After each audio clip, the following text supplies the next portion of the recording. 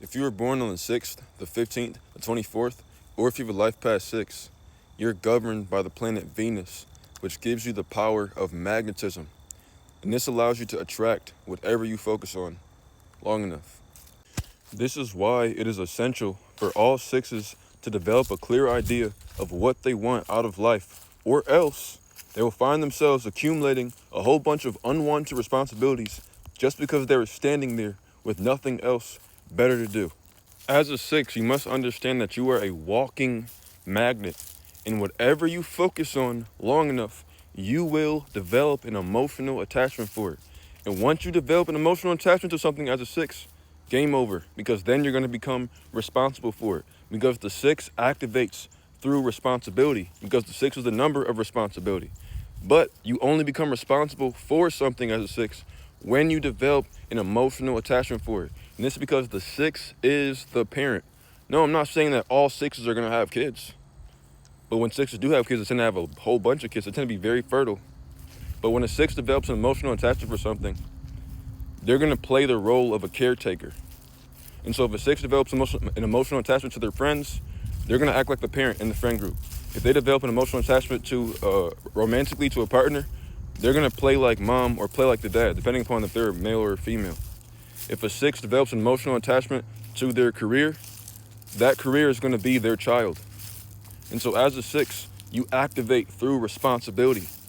And so once you become responsible for something, this is when you're at your highest potential. But when you become responsible for something that is detrimental to your life, this is when your responsibilities can hold you back. And so as a 6, your life is going to be a reflection of the things that you are responsible for. And the things that you're responsible for reflect the things that you are emotionally attached to. And so if you're a 6 and you don't like the life that you're living right now, it's because you're focusing on things that don't do anything for you. And now you're emotionally attached to things that don't do anything for you. Take the advice from Floyd Mayweather. Floyd Mayweather is a famous 6. He has a story where he talks about how when he was younger, school was trying to tell him how he had to do homework. And Floyd was like, fuck homework.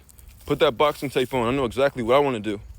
And Floyd Mayweather became the richest and the most successful and the greatest boxer of all time because he knew what he wanted to do. Same thing with Martin Luther King. Martin Luther King is another 6. He had a dream. He knew exactly what he wanted, and he fulfilled it. And so as a 6, whatever you focus on, you will become emotionally attached to it. And once you develop that emotional attachment, you will then become responsible for it. And so if you focus on people that have a lot of problems in their life, and then you develop an emotional attachment for those people, you're going to become responsible for those people. And their problems are going to become your problems. Instead of getting mad at the people that are holding you back, be mad at yourself because it's your fault for focusing on people and developing emotional attachment for people and becoming responsible for people that don't do shit for you. As a 6, understand that you can have whatever your heart desires. All you have to do is focus on it long enough and stop allowing yourself to be distracted. Stop allowing people into your life that are going to hold you back. You are ruled by Venus. Venus gives you the ability to attract anything on this earth. The 6 is the most materialistic number, but they have the biggest hearts. As a 6, the issue won't be getting the things that you want materialistically out of life. Once you figure out the abilities of the 6, you'll be able to get anything that you want. It's just once you get those things and you realize that they don't do anything for you at a heart level or at a soul level, this is when you start to see the more philosophical 6. And so 6s can be very spiritual as well. Because 6 is the number of pleasure, but it's also the number of love. And love is the highest pleasure. But yeah, as a 6, understand that love is not the only thing that you came here for. You guys are very capable, and you guys do want the finer things in life. You guys are luxurious and materialistic. And so don't deny yourself of this. Okay? To book a reading or to access my numerology book, go to my website, isaiah47.net. You can also find that in the link in my profile bio.